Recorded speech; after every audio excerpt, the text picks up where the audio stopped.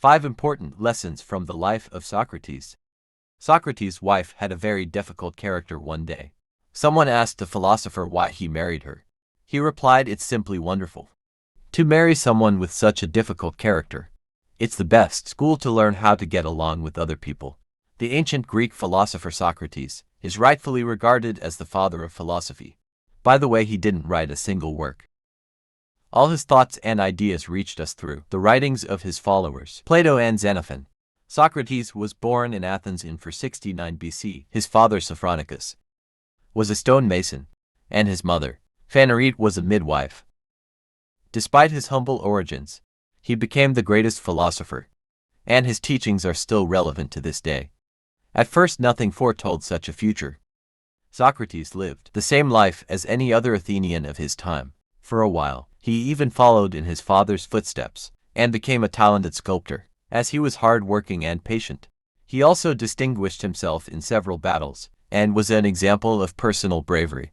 However, his love for rhetorical art and philosophy ultimately prevailed. He became a sage who was renowned for his unbeatable debates and his refusal of expensive gifts, opting to wear old clothes and go barefoot. When Socrates became a famous philosopher, he immediately acquired many enemies.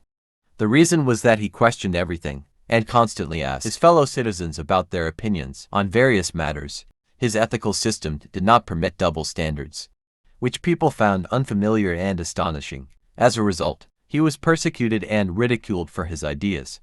Ultimately, Socrates was even convicted and sentenced to death. By the way, even this final episode of his life became another life lesson. It is said that when Socrates left the courtroom after being sentenced to death, he stopped to debate.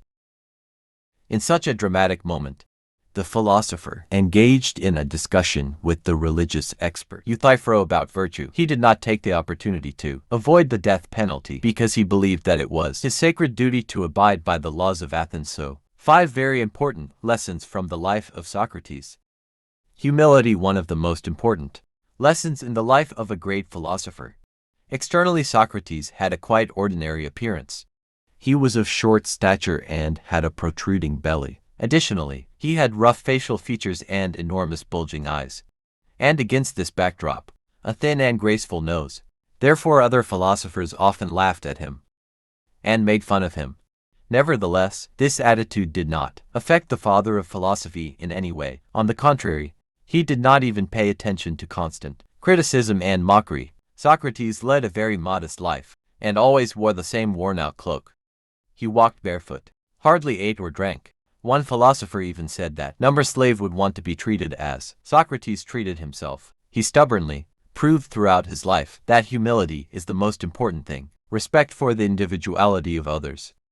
One of the most interesting aspects of this philosopher's life is that he never wrote anything down, despite everyone admiring his ideas. Socrates believed that they should only be transmitted through conversations.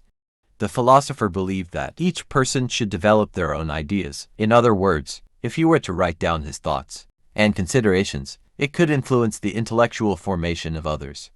Therefore, Socrates came up with another method of teaching. He engaged in lengthy conversations with his interlocutors, constantly using irony and questioning everything.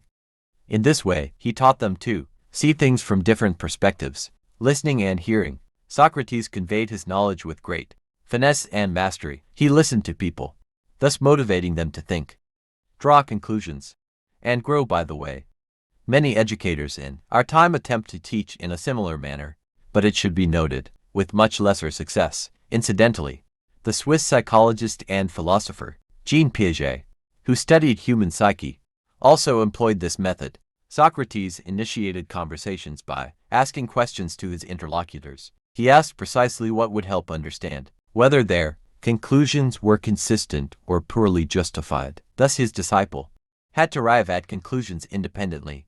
Socrates' role as a teacher boiled down to simply listening and asking questions. Getting to the truth, Socrates said, "I know that I know nothing." This was not just a slogan or a way to draw attention to himself. He was a very open and straightforward person. Socrates genuinely believed that he did not know what truth was. He asked questions before seeking answers, and broadened his horizons before attempting to approach something. Socrates also said, "Know thyself." By saying this, he emphasized that he did not even try to understand the nature of all people. Instead, he suggested that we explore ourselves. After all, it is one of the most exciting journeys a person can undertake. Sense of humor. Socrates had an amazing sense of humor, which was reflected in his anecdotes about Xanthippe.